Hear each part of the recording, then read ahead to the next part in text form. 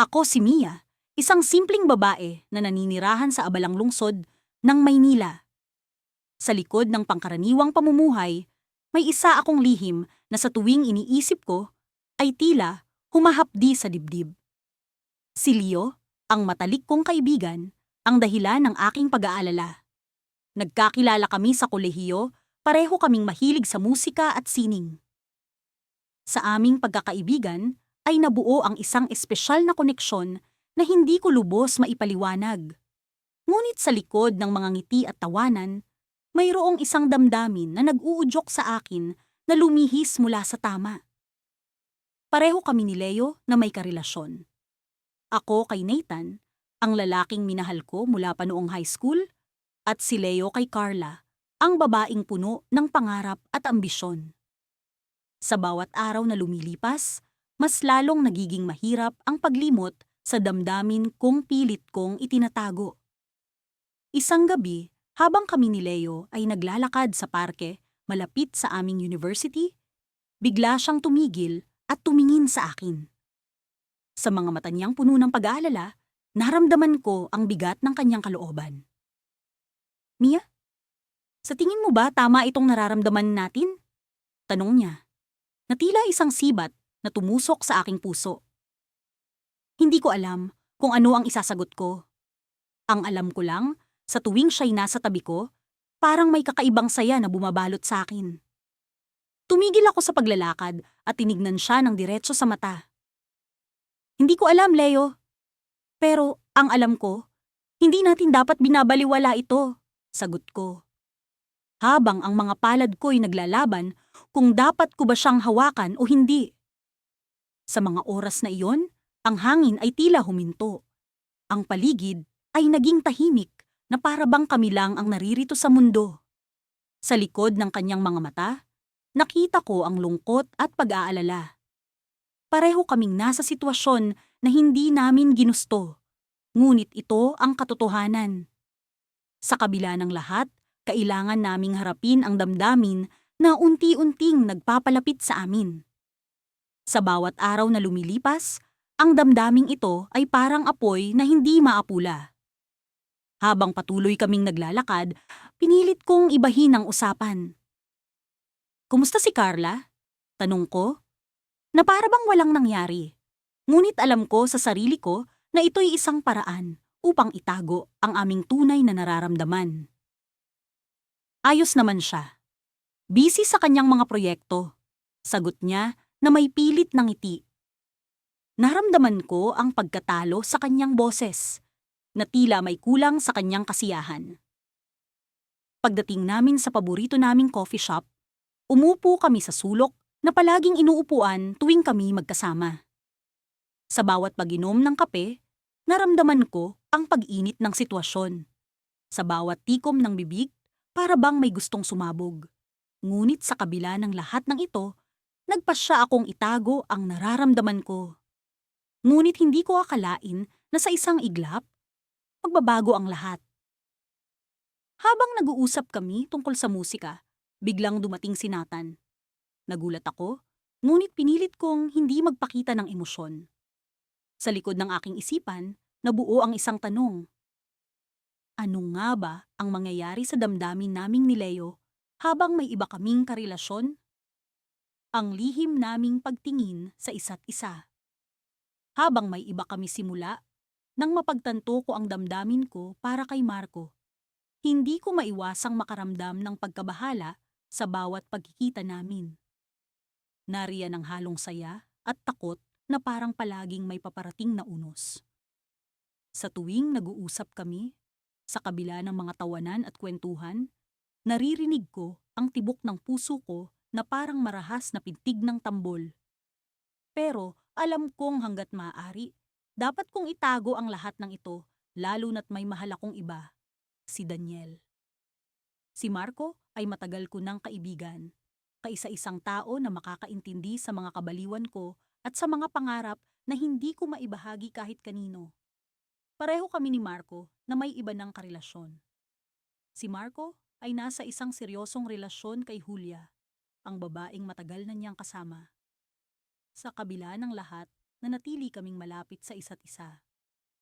Minsan, pakiramdam ko, kami ang dalawang alon sa karagatan na pilit na nagtutulungan kahit pa magkalayo. Isang gabi, nagkayayaan kaming mag-dinner sa isang maliit na kainan malapit sa lugar namin. Dati, normal lang ang ganitong mga pagkakataon. Pero ngayon, tila may bumabalot na kakaibang pakiramdam sa paligid. Habang nag-uusap kami, hindi maiwasang mapansin ko ang kakaibang tingin ni Marco. Parang may nais siyang ipahiwatig na hindi niya masabi. "Kamusta naman kayo ni Daniel?" Tanong ni Marco habang nakatitig sa akin na parang may hinahanap na kasagutan sa mga mata ko. "Okay naman," sagot ko. Pilit na sinisikap na maging normal ang tono ng boses ko. Busy siya sa trabaho ngayon, kaya bihira kaming magkita. Napansin ko ang munting pagkurap ng mata ni Marco. Tila may agam-agam sa mga narinig. "Ikaw naman, kamusta kayo ni Julia?" Balik tanong ko. Pilit na binabaling ang usapan sa kanya. "Okay lang din," sagot ni Marco. Ngunit may halong pag-aalinlangan sa boses niya. Parang may kulang, pero hindi ko pa mawari. Sa kabila ng mga sagot namin, alam kong may mga tanong na hindi namin masagot. Mga tanong na tila nagtatago sa dilim ng gabi. Pagkatapos ng dinner, naglakad kami pauwi. Sa paglalakad na iyon sa ilalim ng mga bituin, naramdaman ko ang init ng kamay ni Marco na dahan-dahang humawak sa kamay ko. Gulat ako sa ginawa niya, pero hindi ako kumibo. Sa halip, hinayaan kong maramdaman ang koneksyon namin sa kabila ng katahimikan ng gabi. "May gusto akong sabihin sa'yo, pero hindi ko alam kung paano." Biglang bulong ni Marco habang naglalakad kami. Tumigil kami sa ilalim ng isang streetlight at doon ko siya hinarap. "Ano yon?" tanong ko. Ramdam ang kaba sa dibdib. Huminga ng malalim si Marco. "Hindi ko alam kung napapansin mo, pero matagal ko nang nararamdaman na may kakaiba sa atin. Hindi ko lang sigurado kung ako lang ba ang nakakaramdam nito." Parang biglang huminto ang oras. Ang mga salitang iyon ang kinatatakutan kong marinig mula sa kanya.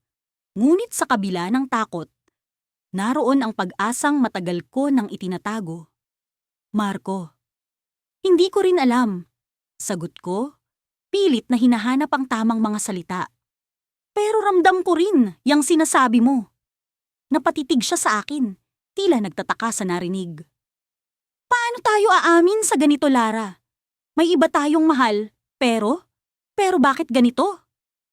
Hindi ko alam ang isasagot. Sa bawat tanong niya, naroon ang pagkalito at sakit na hindi ko maipaliwanag. Pero sa kabila ng lahat, alam kong may pusong umaasa sa nararamdaman namin para sa isa't isa. "Gusto kong malaman kung ano ang ibig sabihin nito," sabi ko. "Pero natatakot ako sa magiging resulta." Nang maghiwalay kami ng gabing iyon, ramdam ko ang bigat ng desisyon na kailangan naming harapin. Pero sa kabila ng pagkalito, may bahagi ng puso ko ang umaasa na darating ang araw na makahanap kami ng sagot. Makalipas ang ilang linggo, patuloy pa rin ang mga lihim na pag-uusap at pagkikita namin ni Marco. Sa tuwing nagkikita kami, parang may kislap sa mga mata niya na hindi ko maipaliwanag hanggang sa isang araw. Habang nagkita kami sa isang parke, may napansin akong kakaiba sa kanya. "May sasabihin sana ako sa'yo, pero hindi ko alam kung paano magsisimula," sabi niya, tila may malalim na iniisip. "Sabihin mo na lang," sagot ko. Pilit na hinahanap ang katapangan sa kabila ng kaba. Maya-maya, mula sa bulsa niya, inilabas niya ang isang maliit na kahon. "Lara, ito ang lihim ko." Napatitig ako sa kahon na iyon. Hindi ko alam kung ano ang laman, pero ramdam ko ang bigat sa paligid. Nang buksan niya ito, tumambad sa akin ang isang lumang litrato. Litrato naming dalawa noong mga bata pa kami, masaya at walang iniintindi. Iniingatan ko to, palaging paalala sa akin. "Sa atin," sabi ni Marco, tila may halong lungkot sa boses niya. Habang nakatitig ako sa litrato, Napagtanto ko ang lalim ng pinagsamahan namin. Ngunit sa kabila ng lahat, hindi ko maiwasang magtanong sa sarili. Ano ang kahulugan ng lahat ng ito? Sa ilalim ng mga dahon ng puno, sa gitna ng mga tahimik na pag-uusap, naroon ang isang lihim na pilit naming hinahanap. Pero, sa kabila ng mga tanong, isang bagay ang malinaw. May nararamdaman kami para sa isa't isa na hindi namin maipaliwanag. At sa gabing iyon, habang naglalakad kami pauwi, natitiyak kong may paparating na pagbabago. Isang pagbabago na hindi ko alam kung magdudulot ng saya o sakit. Ngunit isang bagay ang sigurado. Sa pag-uwi ko, naramdaman ko ang isang kakaibang tibok ng puso na nagbigay ng hudyat na may mangyayari sa pagitan namin ni Marco. Isang bagay na magbabago sa takbo ng buhay namin. Hindi ko alam kung paano nagsimula ang lahat. Parang isang bulong sa hangin, isang damdaming hindi ko mawari kung saan nanggaling. Pero sa bawat araw na lumilipas, mas lalong lumalalim ang pagtingin ko kay Marco.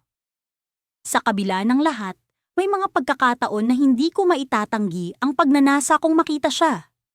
Nang gabing iyon, nagkasama kami sa isang selebrasyon ng kaibigan namin. Malamig ang simoy ng hangin at ang mga bituin ay tila kumikislap sa kalangitan. Nakaupo kami sa labas, malayo sa ingay ng party, ilalim ng isang puno na nagbibigay ng kaunting lilim mula sa liwanag ng buwan. Alam mo, hindi ko alam kung paano ko sasabihin ito sa iyo, sabi ni Marco, habang ang kanyang mga mata ay nakatanaw sa malayo. Nandito ako, Marco. Ano man yan, makikinig ako. Sagot ko, pilit na pinapakalma ang sarili. Ang tibok ng puso ko ay tila isang tambol na hindi mapigil. Si Clarice! Simula niya. Ang pangalan ng kanyang kasintahan ay bumabalot sa hangin. Hindi ko alam kung saan napapunta ang relasyon namin. Parang may kulang. Alam kong mali, pero ang munting pag-asa ay umusbong sa puso ko. Kulang? Tanong ko. Sinusubukang panatilihin ang tono ng boses ko na neutral. Tumango siya, at sa unang pagkakataon, hinawakan niya ang kamay ko. Isang simpleng kilos na nagpadaloy ng init sa buong katawan ko. Ikaw, ano ang nararamdaman mo sa relasyon ninyo ni Luis? Tanong niya. Napabuntong hininga ako. Si Luis? Mabait siya. Pero minsan, nararamdaman ko rin na parang may hinahanap pa ako na wala sa kanya. Tahimik kami pareho, habang ang mga salita namin ay tila bumabalot sa paligid. Sa kabila ng lahat, naiintindihan ko si Marco. May mga bagay talaga na mahirap ipaliwanag, mga damdaming mahirap bigkasin. Alam mo, minsan iniisip ko, paano kung iba ang sitwasyon? Tanong niya. Ang kanyang mga mata ay tila nangungusap. Anong ibig mong sabihin? Usisa ko, kahit alam ko na kung saan papunta ang usapan. Paano kung tayo? Bulong niya. At sa isang iglap, ang mundo ko ay tila nahulog sa isang kalaliman na puno ng hindi maipaliwanag na saya at takot. Hindi ko agad nasagot ang tanong niya. Paano nga kung kami? Ang tanong na iyon ay nagbigay daan sa mga posibilidad na dati ay pinipigilan kong isipin. Pero sa kabila ng lahat, alam kong mali. May mga taong masasaktan, mga pusong mawawasak. Marco, alam mo na hindi pwede, sabi ko, kahit na ang loob ko ay gustong sumigaw na pwede. Tumango siya, at ang pagkapit ng kanyang kamay sa akin ay lalong humigpit. Oo, alam ko, pero ang hirap lang. Kasi ang damdamin ko para sa'yo ay hindi ko na mapigil. Ang mga salitang iyon ay bumalot sa akin na parang isang mainit na yakap. Sa kabila ng malamig na hangin, naramdaman ko ang init ng kanyang presensya. Marco, tayo ay magkaibigan. At may mga tao tayong mahalaga sa buhay natin na hindi natin pwedeng saktan. Sagot ko, sinusubukang maging makatotohanan. Alam ko, bulong niya. Pero minsan, ang hirap talagang pigilan. Sa mga sandaling iyon, naramdaman ko ang bigat ng sitwasyon. Hindi kami pwedeng magpadala sa damdamin namin. Pero paano nga ba? Paano kung ang nararamdaman mo ay mas malakas kaysa sa anumang rason? Tumayo si Marco at hinila niya ako papalapit. Halika, bumalik na tayo sa loob, sabi niya. Sinusubukan na ibalik ang normal na tono ng boses. Sumunod ako, kahit na ang puso ko ay tila nais pa ring manatili sa ilalim ng punong iyon. Pero sa pagpasok namin, may isang bagay na hindi ko inaasahan. Si Luis, ang kasintahan ko, ay naroon, nakatingin sa amin. Ang kanyang mga mata ay puno ng tanong at sa isang iglap, alam kong nararamdaman niya ang hindi ko maipaliwanag na tensyon sa pagitan namin ni Marco.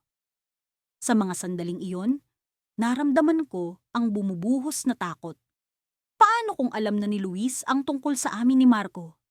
Paano kung nararamdaman niya na mayroong hindi tama? Ngunit bago pa man ako makapagsalita, lumapit siya at nagtanong, "Saan kayo galing?" Ang tanong na iyon ay puno ng pag-aalinlangan at pagdududa. At alam kong sa isang iglap, ang lihim naming pagtingin ni Marco ay malapit ng mabunyag. Ngunit sa mga oras na iyon, hindi ko alam kung paano sasabihin ang totoo, kung paano haharapin ang posibilidad na mawawasak ang mundo namin dahil sa isang damdamin na hindi namin kayang pigilan. At sa kabila ng lahat, ang tanong ni Luis ay nanatiling nakabitin sa hangin, isang banta na maaaring magdulot ng pagguho sa lahat ng itinayo naming buhay. Ano ang mangyayari kapag ang lahat ay nalaman na? Sa ngayon, ang sagot ay hindi pa malinaw, isang misteryo na kailangan naming harapin sa hinaharap. Nagising ako sa isang umaga na tila ba may kakaibang bigat ang aking dibdib. Ang mga nakaraang araw ay puno ng mga tahimik na pag-uusap namin ni Marco. Mga pag-uusap na hindi dapat mangyari. Ngunit pilit na sumisiksik sa pagitan ng mga oras na kasama ang aming mga kasintahan. Ang lihim na tingin, ang mga sulyap na puno ng pagnanasa at pangarap. Lahat ng iyon ay bumabalik sa akin ngayong umaga habang nakatingin ako sa kisame ng aking silid. Hindi ko maikakaila na unti-unti akong nahuhulog sa isang sitwasyong hindi ko inaasahan. Si Marco, ang aking matalik na kaibigan, ay tila naging sentro ng aking mundo sa mga nakaraang linggo. Alam kong mali ito. Alam kong si Julia, ang kanyang kasintahan, ay isang mabuting tao. Alam ko rin na mahal ko si Daniel, ngunit bakit tila ba hindi sapat ang pagmamahal na iyon upang pigilan ang aking puso sa pagtibok para kay Marco? Nasa ganitong pag-iisip ako nang biglang mag-ring ang aking telepono. Si Daniel. Nag-aalala ang boses niya sa kabilang linya, tila ba may nararamdaman siyang kakaiba. "Mahal, kumusta ka? Parang ang layo ng iniisip mo nitong mga nakaraang araw." Wika niya. Sinubukan kong iwasan ang kanyang tanong. "Wala, pagod lang siguro ako sa trabaho. Alam mo naman, maraming deadlines." Sagot ko habang pilit na pinipigil ang kaba sa aking dibdib. Alam kong nararamdaman nun ni Daniel ang pagbabago, ngunit hindi ko kayang aminin sa kanya ang totoo. Hindi ko kayang sirain ang tiwala niya sa akin.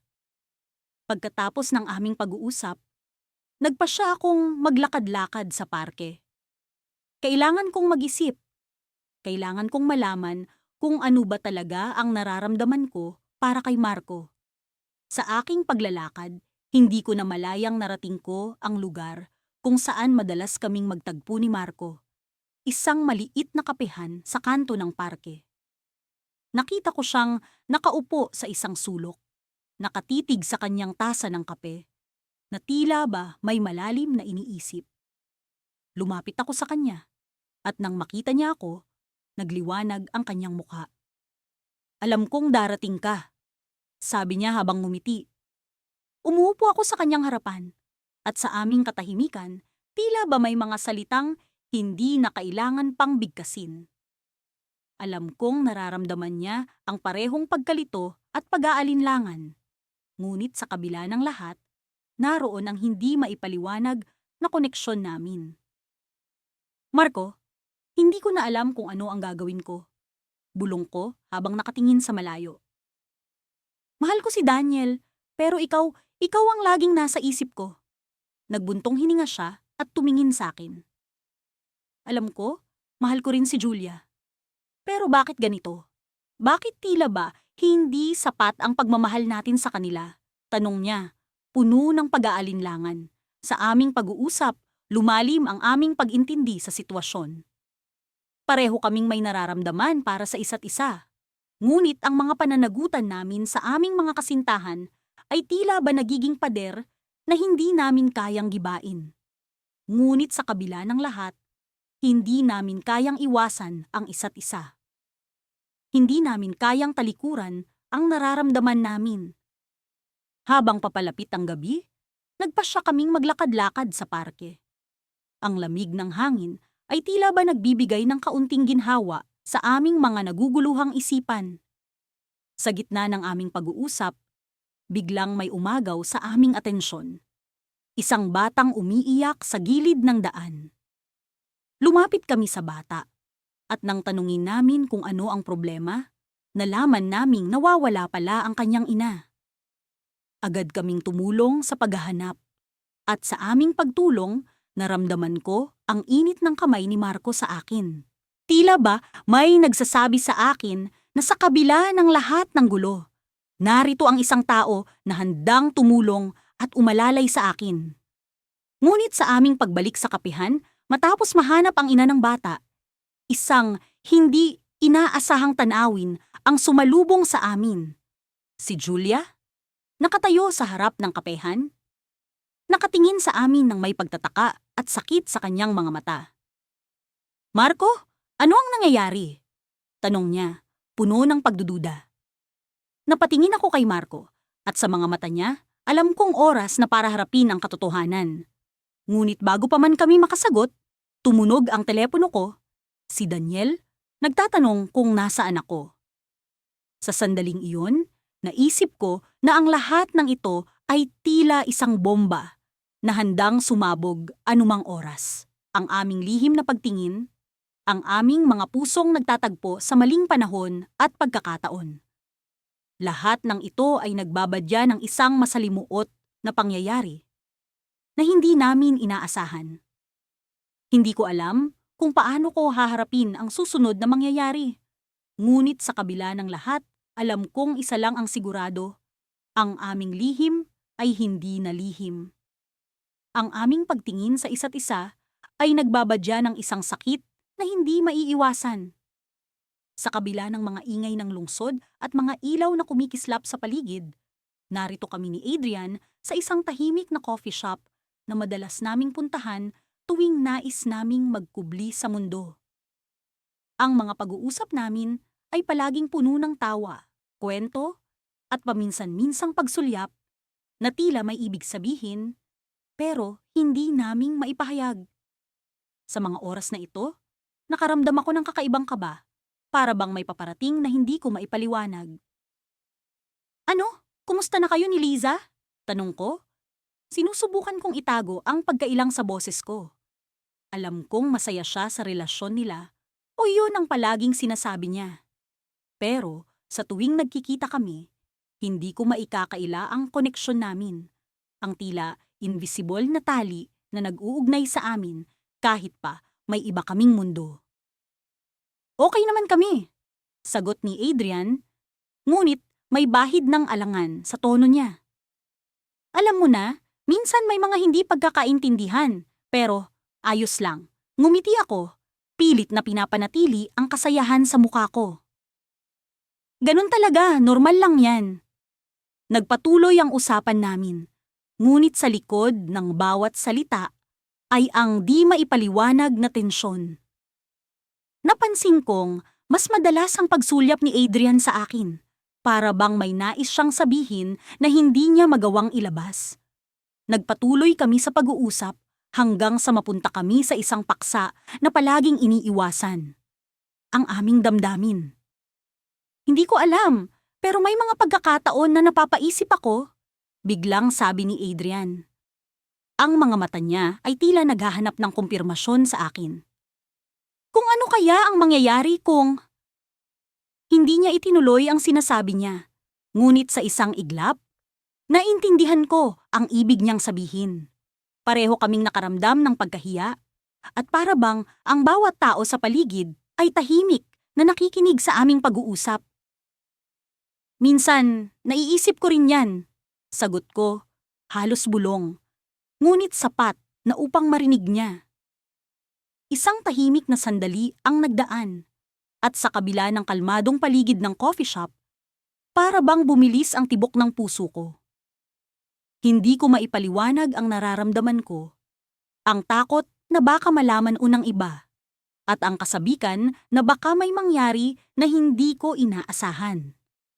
Sa gitna ng aming pag-uusap, pumasok ang isang grupo ng mga tao na pamilyar sa akin. Isa sa kanila ay si Carlo, ang kasintahan ko. Kasama niya ang mga kaibigan namin at sa isang iglap, nagtagpo ang mga mata namin. Ngumiti siya, ang ngiti na palaging nagpapagaan sa puso ko, ngunit sa oras na iyon, hindi ko maikakaila ang bigat na naramdaman ko. Lumapit si Carlo sa amin at agad naming binago ni Adrian ang usapan. "Uy, nandito pala kayo!" sabi ni Carlo, nililingon si Adrian. "Buti naman at nagkita-kita tayo." Sa likod ng ngiti ni Carlo, naramdaman ko ang tensyon sa pagitan naming tatlo. Alam kong walang kaalam-alam si Carlo sa nararamdaman ko para kay Adrian, pero sa bawat pagtatagpo ng mga mata namin ni Adrian, para bang unti-unting nagiging mas malinaw ang lahat. "Oo nga, tamang-tama. Nagkausap lang kami ni Adrian tungkol sa mga plano namin sa weekend," sabi ko. Sinusubukan kong gawing casual ang tono ko. Nagpatuloy ang kwentuhan, ngunit hindi ko maiwasan ang magtanong sa sarili ko. Ano ay ito nga ba ang nararamdaman ko? Ano ang mangyayari kung malaman nila ang tungkol sa aming lihim? Hanggang kailan namin maitatago ito? Habang nag-uusap kami, napansin kong mas madalas ang pagsulyap ni Carlo kay Adrian. Para bang may kutob siya. At sa kabila ng mga ngiti niya, may bahid ng pag-aalala sa mga mata niya. Nang umalis na sila, naramdaman ko ang pagod na dala ng tensyon. "Alam mo, hindi ko alam kung hanggang kailan natin kayang itago to," sabi ni Adrian. Ang boses niya ay puno ng pag-aalala. Tumango ako. Alam kong tama siya. Hindi ko alam ang magiging takbo ng mga bagay, ngunit sa isang bahagi ko, nais kong malaman ang katotohanan. Ano nga ba ang mangyayari kung malaman nila ang tungkol sa amin? Hanggang kailan namin maitatago ang aming lihim na pagtingin sa isa't isa? Bago kami maghiwalay, may sinabi si Adrian na hindi ko inaasahan. "May kailangan akong sabihin sa'yo, pero hindi ngayon. Sa susunod na lang." Tumango ako, ngunit hindi ko maikakaila ang kaba na bumalot sa akin. Ano kaya ang sasabihin niya? Ano ang mangyayari sa amin? Sa gitna ng lahat ng ito, alam kong may paparating na hindi ko maipaliwanag. Isang twist na maaaring magbago sa lahat. Hindi ko alam kung bakit sa kabila ng lahat ng ito, ang sakit na dala ng sitwasyon namin ay tila ba hindi ko maalis sa aking isipan. Sa bawat araw na lumilipas, sa bawat oras na nagkikita kami ni Carlo, ang damdamin ko'y lalong lumalalim. Sa kabila ng mga tawag at pag-uusap namin ng aking kasintahan, hindi ko maikakaila na sa likod ng aking isip ay naroon si Carlo. Naghihintay, umaasa, naguguluhan. Isang gabi, habang nakaupo kami sa isang tahimik na coffee shop, nag-uusap tungkol sa mga walang kwentang bagay, ang paborito naming paraan para takasan ng realidad. Bigla niyang tinanong, "Bakit mo ba ako gustong makasama?" Hindi ko agad nasagot. Hindi ko alam kung paano sasabihin ng totoo nang hindi namin sinisira ang lahat. "Baka dahil, mas madali," ang tanging nasabi ko. Tumango siya, tila ba naiintindihan ang ibig kong sabihin. Sa kabila ng aming sariling mga karelasyon, ang pagiging magkaibigan namin ni Carlo ay nagiging mas komplikado. Parang may mali. Ngunit sa likod ng bawat maling hakbang ay naroon ang tamang damdamin. Nang gabing iyon, nagdesisyon kaming pumunta sa park. Walang katao-tao, maliban sa mga puno at ilaw na tila ba nagkukubli sa amin. Pagupo namin sa lumang bench, naramdaman ko ang malamig na hangin na humahaplos sa aking balat. Alam mo ba, sabi ni Carlo, minsan naiisip ko, paano kung hindi tayo nakilala ng mga karelasyon natin? Paano kung tayo ang nagkatuluyan? Napatingin ako sa kanya. Sa ilalim ng malamlam na ilaw ng poste, kita ko ang pag-aalinlangan sa kanyang mga mata. Hindi ko alam, sagot ko. Pero minsan, iniisip ko rin yan. Sa mga sandaling iyon, parang may puwersa sa pagitan namin na pilit humihila sa amin papalapit sa isa't isa. Pero, alam naming hindi dapat. Hindi tama. Nang biglang bumuhos ang ulan, nagmadali kaming tumakbo papunta sa isang maliit na gazebo. Basang-basa kami pareho, tumatawa sa gitna ng kalituhan. Pero, sa likod ng tawanan, naroon ang hindi maipaliwanag na kilig. Ang daming beses na ganito tayo, sabi niya. Parang palaging may nangyayari para ipakita sa atin na hindi dapat. Tumango ako, iniisip ang mga pagkakataong nagkasalubong kami ng tingin habang kasama ang aming mga karelasyon. Parang laging may pahiwatig ang mundo, isang babala na dapat naming sundin. Pero sa mga oras na ito, ang babahala ay tila bingi kami para pakinggan. Carlo, sabi ko, alam mo bang minsan iniisip ko kung ano ang mangyayari kung magkaiba ang sitwasyon? Lumapit siya, pilit na sumusulyap sa aking mga mata. Tila ba hinahanap ang sagot sa likod ng mga ito? Siguro, sagot niya. Mas masaya tayo ngayon. Pero, mas masakit. Nagkasalubong ang aming mga tingin. Hindi ko alam kung paano nagsimula, pero biglang nagkaroon ng katahimikan sa pagitan namin. Sa likod ng patak ng ulan, naroon ang tunog ng aming mga puso. Nag-aalab, hindi mapigilan. Sa mga oras na iyon, tila ba may puwersang nagtulak sa akin na sabihin ang aking nararamdaman. Mahal kita, Carlo. Bulong ko, halos hindi ko na marinig sa sarili kong pandinig. Parang biglang tumigil ang mundo. Ang oras ay nag-freeze. Hindi ko alam kung ano ang magiging reaksyon niya. Pero sa kabila ng kaba, naroon ang pag-asa. Ngunit bago pa siya makasagot, biglang nag-ring ang phone niya. Tumunog ang pangalan ng kanyang kasintahan sa screen. Kita ko ang pag-aalala sa kanyang mukha habang sinagot niya ito. Sa likod ng bawat salita, naroon ang realidad na hindi namin matakasan. Nang matapos ang tawag, nagpakawala siya ng isang malalim na buntong hininga. Kailangan ko nang umalis, sabi niya, pilit nang umingiti. Sa likod ng kanyang mga mata, kita ko ang pag-aalinlangan, ang sakit na pumipigil sa kanya. Tumayo siya, tila ba nagmamadali. Pasensya na, bulong niya bago siya tuluyang umalis. Iniwan akong nag-iisa sa ilalim ng ulan. Hinayaan kong mabasa ng ulan ang aking mukha, pilit na tinatago ang mga luhang hindi ko na mapigilan. Sa mga oras na iyon, alam kong hindi magiging madali ang lahat. Alam kong may mga bagay na kailangang isakripisyo, mga damdaming kailangang itago. Pero, sa likod ng lahat ng ito, sa likod ng bawat patak ng ulan, naroon ang pag-asa. Nang makaalis si Carlo, biglang bumuhos ang ulan ng mas malakas, tila ba sinasalamin ng bagyo sa aking puso. Sa likod ng bawat patak, naroon ang damdamin na hindi ko alam kung kailan matatapos. Ngunit isang bagay ang sigurado, ang aming lihim na pagtingin sa isa't isa ay hindi maaaring magtagal. Habang iniisip ko ang huling pag-uusap namin, biglang dumating ang isang mensahe sa aking telepono. Isang hindi inaasahang mensahe mula sa kasintahan ni Carlo. Alam ko ang lahat, sabi ng mensahe. Kailangan nating mag-usap. At doon ko nalaman, ang aming lihim ay hindi na lihim. Sa mga araw na lumipas, unti-unti kong naramdaman ang bigat ng aming sitwasyon. Si Jaime, ang matalik kong kaibigan, ay palaging nandyan para sa akin. Ang kanyang mga mata ay puno ng pag-unawa sa tuwing magkasama kami. Ngunit sa likod ng mga ngiti at tawanan, may mga sulyap na nagpaparamdam sa akin ng kakaibang init. Mga sulyap na hindi ko maitatanggi na may malalim na kahulugan. Isang hapon, habang naglalakad kami sa tahimik na parke, napansin ko ang kakaibang katahimikan sa pagitan namin. Karaniwan, punong-puno kami ng mga kwento at tawanan.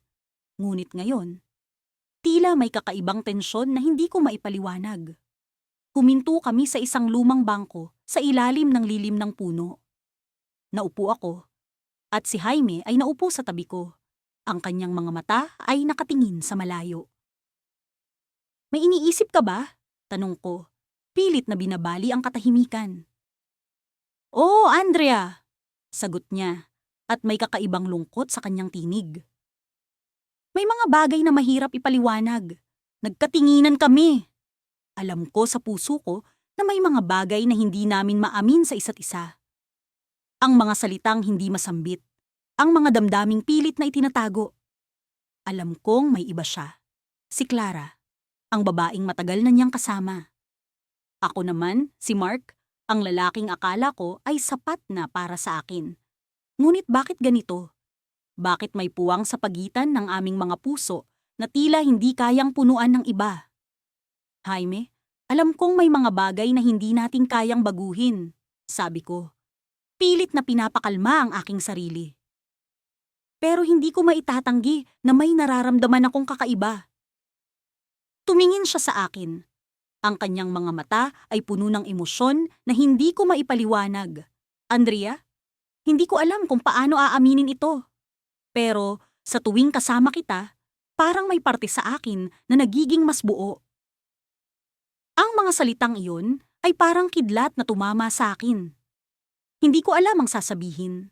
Ang puso ko ay naguguluhan, puno ng katanungan na walang kasagutan. Pero paano, Jaime? Tanong ko. Ang tinig ko ay halos bulong. Paano natin haharapin ito kung may iba tayong dapat mahalin? Tumahimik siya. Tila nag-iisip ng mabuti bago sumagot. Hindi ko alam, Andrea. Pero alam ko na kung hindi ko ito sasabihin, magiging bahagi ito ng mga pagsisisi ko. Ang mga salita niya ay nagbigay ng bigat sa aking dibdib. Alam kong mali ito.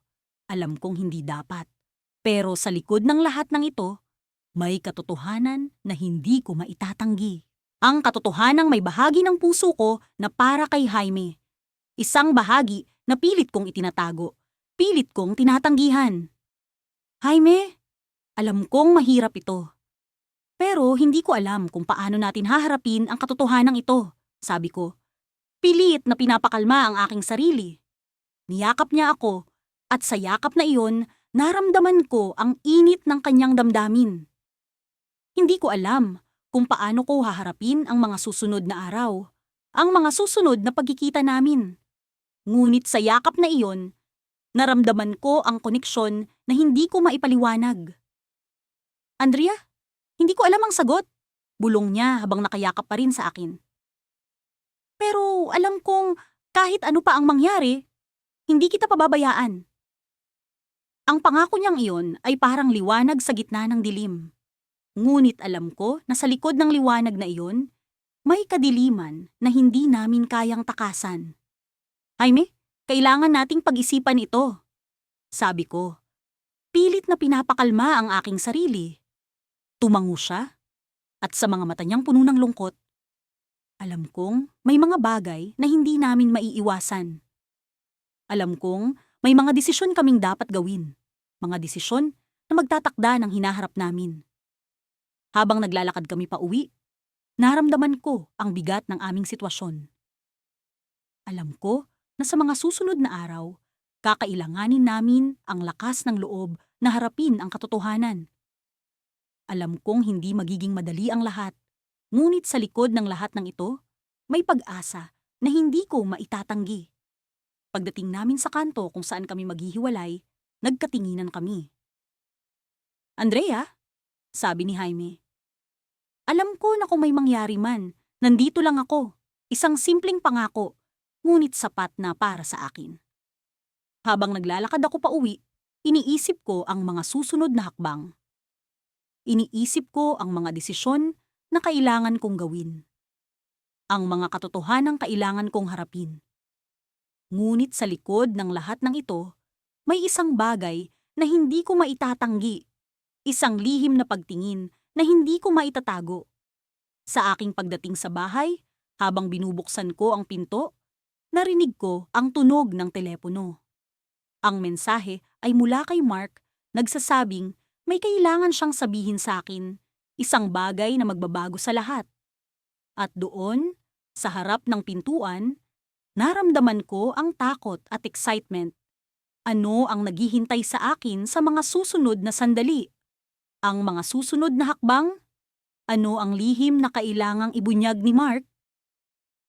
Sa kabila ng malamig na hangin na nagmumula sa mga puno ng akasya, naramdaman ko ang init ng kanyang presensya habang kami magkasamang naglalakad sa parking ito. Simula nang magtagpo ang aming landas, hindi ko maintindihan kung bakit tila may kakaibang kuryente sa tuwing magkatabi kami ni Adrian. Sa kabila ng lahat, may mga mata pa rin na nagmamasid sa amin. Mga matang tila ba naghuhusga sa bawat galaw namin. Kamusta ang relasyon niyo ni Claire? Tanong ko. Pilit na pinupunan ang katahimikan sa pagitan namin. Si Claire, ang kanyang matagal ng kasintahan, ay isang babae na puno ng determinasyon at sigla. Alam kong mahal ni Adrian si Claire, ngunit hindi maalis sa isip ko ang mga pagkakataong kami nagkakausap at nagkakatinginan na parang kami may lihim na hindi namin kayang ipahayag. Okay naman, sagot ni Adrian, ngunit ramdam ko ang bigat sa kanyang boses. Minsan, pakiramdam ko parang may kulang. Ang kanyang mga mata ay nagtagpo sa akin, puno ng mga tanong na hindi ko alam kung paano sasagutin. Alam kong sa likod ng kanyang salitang kulang ay ang mga oras na kami magkasama, ang mga tawanan at kwentuhan na tila ba kami ang laging nagtutugma. Ngunit paano ko aaminin ito sa kanya gayong ako rin ay may sariling buhay kasama si Mark? Ang lalaking matagal ko nang kasama pero minsan ay tila ba nagiging estranghero sa akin. I guess pareho tayo, ang nasabi ko na lamang. Si Mark, minsan pakiramdam ko ang layo-layo niya kahit magkasama kami. Tumigil kami sa paglalakad at umupo sa isang bench na malapit sa fountain. Ang mga mata ni Adrian ay nakatuon sa tubig na tila ba pinagtutuunan ng pansin ang bawat pag-agos nito. Bakit ganoon, Ella? Bakit parang mas madali ang lahat kapag tayo ang magkasama? Hindi ko alam kung paano sasagutin ang tanong niya. Sa likod ng aming pagkakaibigan ay isang komplikadong relasyon na hindi namin maipaliwanag. Sa bawat tawanan, sa bawat sulyap, alam namin na may nararamdaman kami para sa isa't isa, alay isa't isa. Ngunit paano namin ito aaminin gayong may mga taong umaasa sa amin? Pinili kong ibahin ang usapan. Gusto mo bang kumain ng ice cream? Malapit lang dito yung paborito nating stall. Ngumiti siya, isang ngiti na puno ng pag-unawa. Sige, tara! Habang kami naglalakad patungo sa ice cream stall, naramdaman ko ang kanyang kamay na dahan-dahang hinawakan ng akin. Isang simpleng galaw na puno ng kahulugan. Hindi ko na inisip ang mga mata na nakatingin sa amin. Sa sandaling iyon, ang mundo'y tila kami lang ang naroon. Ngunit bago pa man kami makarating sa stall, biglang bumukas ang aking telepono. Isang tawag mula kay Mark. Napatingin si Adrian sa akin, ang kanyang mga mata ay puno ng tanong. Sino yan? Si Mark, ang sagot ko. Pilit na tinatago ang kaba sa aking boses. Alam kong sa sandaling ito, isang desisyon ang kailangan kong gawin. Ngunit paano ko pipiliin ang tama gayong ang puso ko'y tila ba nahahati? Kinuha ko ang tawag at narinig ko ang boses ni Mark. Masigla at puno ng pag-aalala. Ella? Nandito ako sa paborito mong coffee shop. Na-miss kita. Sa sandaling iyon, naramdaman ko ang pagbigat ng aking mga hakbang. Alam kong kailangan kong magpaalam kay Adrian, ngunit paano ko siya iiwan gayong ang puso ko'y tila ba ayaw lumayo sa kanya. Adrian, kailangan ko nang umalis. Ang nasabi ko na lamang, pilit na nilalabanan ang damdamin na nais sumabog. Tumango siya, ngunit sa kanyang mga mata ay naroon ang sakit at pangunawa. Sige, mag-ingat ka. Habang kapapalayo ako, naramdaman ko ang isang luha na dumaloy sa aking pisngi. Isang luha na puno ng pagkalito at pagnanasa. Ito na ba ang huli naming pagkikita? Ang tanong na ito'y bumabalot sa akin habang naglalakad papunta kay Mark. Ngunit bago pa man ako makalayo, narinig ko ang boses ni Adrian na tinatawag ako. Ella! Huminto ako at lumingon. Kita ko siyang tumatakbo pabalik sa akin. Sa kanyang kamay ay ang isang bagay na hindi ko inaasahan. Isang maliit na kahon na tila ba puno ng misteryo. Ano yan? Tanong ko. Ang puso ko'y tumitibok ng mabilis. May kailangan kang malaman. Ang kanyang sagot, puno ng determinasyon. Sa sandaling iyon, naramdaman ko ang pagbigat ng aking dibdib. Ano ang laman ng kahon na ito? At bakit parang may nadiskubre si Adrian na magbabago sa lahat ng bagay? Habang nakatingin ako sa kanya, alam kong ang isang lihim na matagal nang nakatago ay handa nang mabunyag. Ano ito? At paano nito babaguhin ang buhay namin? Hanggang dito na muna ang bahagi na ito. Nang gabing iyon, ang hangin ay tila puno ng mga hindi nasasambit na salita at lihim na damdamin. Magkasama kami ni Ethan sa isang maliit na coffee shop sa kanto ng aming paboritong daan. Isang lugar na naging saksi sa aming mga tawanan at tahimik na pag-unawa sa isa't isa. Habang umuusok ang tasa ng kape sa harapan ko, hindi ko maiwasang pagmasdan ang kanyang mga mata. Mga matang puno ng kwento na hindi ko pa lubos na nauunawaan. Kamusta si Lara? Tanong ko. Pilit na inaalis ang anumang bakas ng pag-aalala sa aking tinig. Si Lara, ang kanyang kasintahan, ay isa sa mga dahilan kung bakit kami ni Ethan ay naging magkaibigan. Madalas silang magkasama at tila ba perpekto sa isa't isa. Ngunit sa kabila ng lahat, may bahagi sa akin na hindi mapakali. She's fine, sagot niya. Ngunit may kakaibang lungkot sa kanyang ngiti. Busy siya sa bagong project niya sa trabaho. Tumango ako, pilit na ikinukubli ang aking sariling lihim. Si Marco, ang aking nobyo, ay nasa ibang bansa para sa isang business trip. Sa mga oras na wala siya, tila mas lumalalim ang ugnayan namin ni Ethan. Pero alam kong mali ito. Alam kong naglalaro kami ng apoy na hindi namin kayang sugpuin. Naalala ko ang isang gabing magkasama kami ni Ethan sa ilalim ng mga bituin. Ang sandaling iyon na tila kami lamang ang nasa mundo. Ang mga titig niya ay tila mga tanong na hindi ko kayang sagutin. Paano kung ibang buhay ang pinili namin? Isang buhay na walang pangambang masasaktan ng iba. Naputol ang aking pag-iisip nang biglang magsalita si Ethan. Naalala mo ba noong una tayong nagkakilala? Ngumiti ako. Oo naman, sa isang party ni Lara. Hindi ko inakala na magiging ganito tayo ka-close. Tumawa siya, isang tunog na palaging nagbibigay sa akin ng kakaibang pakiramdam ng kaligayahan at kalayaan. Hindi rin ako, pero masaya akong nangyari iyon. Sa pag-uusap naming iyon, unti-unting nawala ang oras. Hindi ko namalayang palalim na ng palalim ang gabi. Pakiramdam ko, inasa isang bula kami na hindi kayang pasukin ng realidad.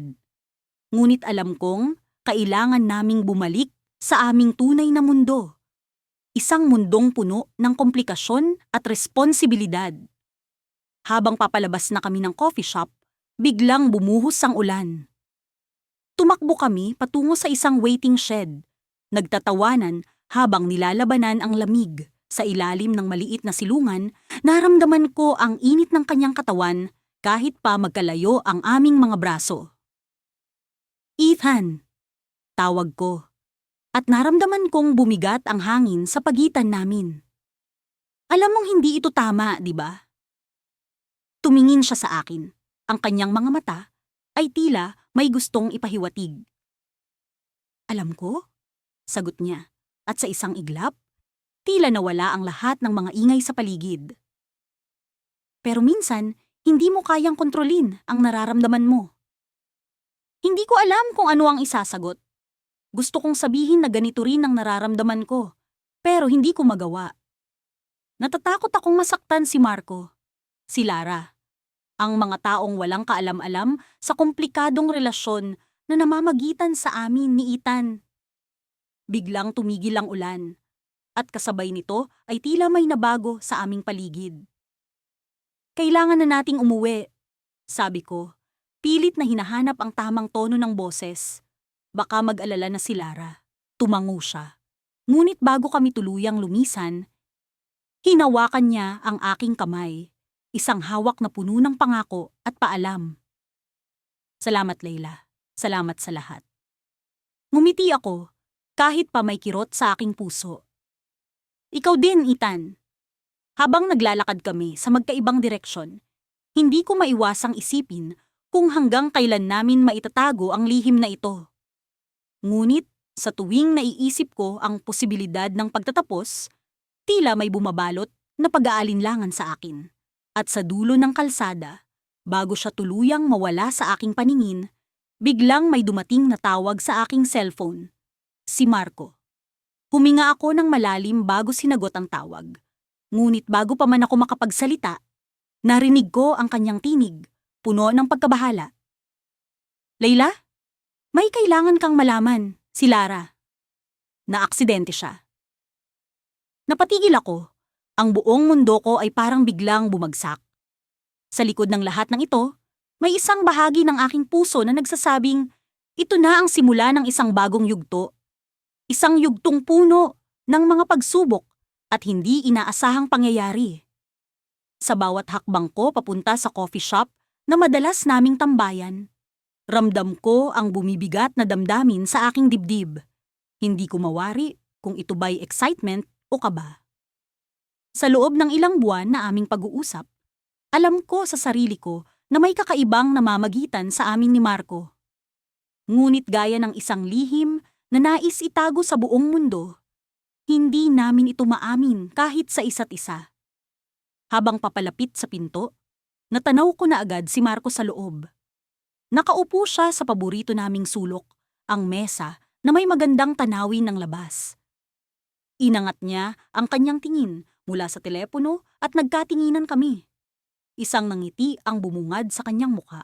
Isang ngiting laging nagdudulot ng hindi maipaliwanag na saya sa akin. Late ka, biro ni Marco nang makaupo na ako sa harap niya. Alam mo naman, traffic, sagot ko habang inaayos ang aking bag. Palaging ganito ang usapan namin, mga simpleng biro at tawanan na may kasamang mga palihim na sulyap. Sa mga ganitong sandali, hindi ko maiwasang isipin kung ano nga ba kami ni Marco. Ang bawat pag-uusap namin ay puno ng mga kwento, tawanan, at minsan, mga seryosong usapan tungkol sa buhay. Ngunit sa likod ng lahat ng ito, pareho naming alam na may mas malalim pang nararamdaman. Isang bagay na hindi namin dapat ipakita, lalo na't pareho kaming may karelasyon. Kamusta si Mia? Tanong ni Marco. Tinutukoy ang aking kasintahan. Pinipilit kong huwag ipahalata ang pag-aalangan. Okay naman kami, sagot ko. Kahit sa loob-loob ko, alam kong hindi na ganoon kasaya ang aming relasyon.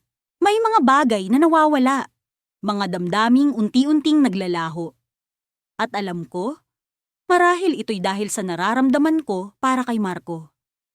Nagtanong ako pabalik. Kamusta naman kayo ni Claire? At sa sandaling iyon, nakita ko ang bahagyang pag-aalala sa kanyang mga mata. Okay lang, sagot niya. Ngunit alam kong may mga bagay din siyang hindi sinasabi.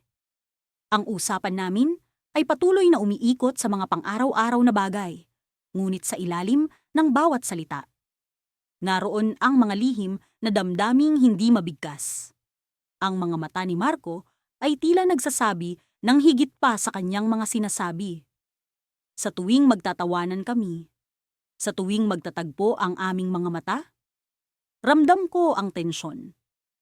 Ang tensyon ng isang bagay na hindi namin maaaring ipahayag. Nang matapos ang aming mga inumin, nagpasya kaming lumabas na sa coffee shop. Naglakad kami sa tabi ng kalsada, paakyat sa parke na madalas naming puntahan tuwing gusto naming makalayo sa ingay ng lungsod. Sa katahimikan ng gabi, naroon ang pakiramdam ng kalayaan, ngunit kasabay ng kalayaang ito ang pag-aalala. Kung saan ba hahantong ang aming nararamdaman? Sa pagupo namin sa isang bangko, ipinikit ko ang aking mga mata. Dinama ang malamig na hangin sa aking balat. Narinig ko ang boses ni Marco, mababa at puno ng pag-aalangan. Minsan iniisip ko, ano kaya kung ibang sitwasyon tayo? Bigla akong napadilat. Nagtama ang aming mga mata, at sa sandaling iyon, alam kong pareho kaming nag-iisip ng parehong bagay. Ano nga ba kung ibang sitwasyon kami? Ano kung wala ang mga hadlang na pumipigil sa amin? Ngunit bago pa man ako makapagsalita, narinig ko ang pagring ng kanyang telepono. Sinagot niya ito, at sa tono ng kanyang boses, alam kong si Claire ang nasa kabilang linya.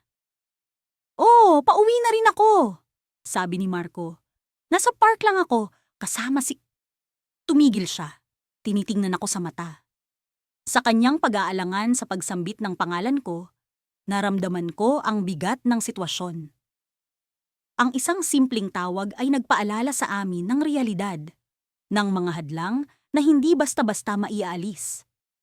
Nang matapos ang tawag, tumingin siya sa akin. Ngunit bago pa man siya makapagsalita, ako na ang bumasag sa katahimikan. "Marco, alam kong may iniisip ka." Pareho nating alam. Nag-aalangan siyang ngumiti. Ngunit sa likod ng ngiting iyon, naroon ang pag-iisip na hindi maalis. "Oo, pero..." Tumigil siya, tila nag-iisip ng tamang sasabihin. Mahirap, di ba? Hindi ko alam ang isasagot, kaya tumahimik na lang ako. Sa likod ng lahat ng ito, nararamdaman ko ang isang bagay na hindi ko maipaliwanag. Isang bagay na tila nagbabanta na magbago ng lahat. Ngunit sa mga oras na iyon, sa gitna ng tahimik na gabi, alam kong kailangan naming magpatuloy sa pag-iingat. Kailangan naming itago ang lahat ng ito sa ilalim ng maskara ng pagkakaibigan, kahit gaano pa ito kahirap. Nagpaalam kami sa isa't isa, ngunit bago siya tuluyang lumisan, may ibinulong siya sa akin. "Alam mo, kahit ano mangyari, nandito lang ako."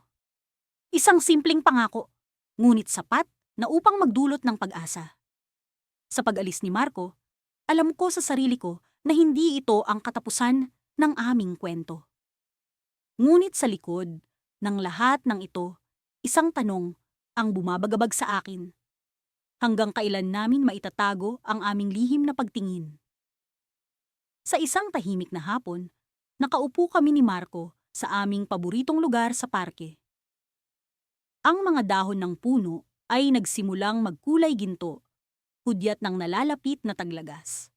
Palagi naming pinipili ang bangkong ito na nasa likuran ng isang malawak na taniman ng rosas. Sa bawat pag-uusap namin dito, tila ba nalilimutan namin ang mga gusot ng aming mga puso. Alam mo, Ana, minsan naiisip ko kung ano ang itsura ng buhay kung wala tayong ibang iniintindi kundi ang nararamdaman niyo natin sa isa't isa. Wika ni Marco habang pinagmamasdan ang mga rosas na sumasayaw sa ihip ng hangin. Napabuntong hininga ako. Mula noong nagsimula ang aming lihim na damdamin sa isa't isa, madalas kong tanungin ang sarili ko kung tama bang ipagpatuloy ito kahit may kanya-kanya kaming karelasyon. Si Marco, na matagal ng kasintahan ni Gina, ay naging matalik kong kaibigan mula pa noong kolehiyo. Gayon din ako, na may nobyo ring si Leo na 2 taon na naming tinitingnan ang kinabukasan. Ang hirap, Marco.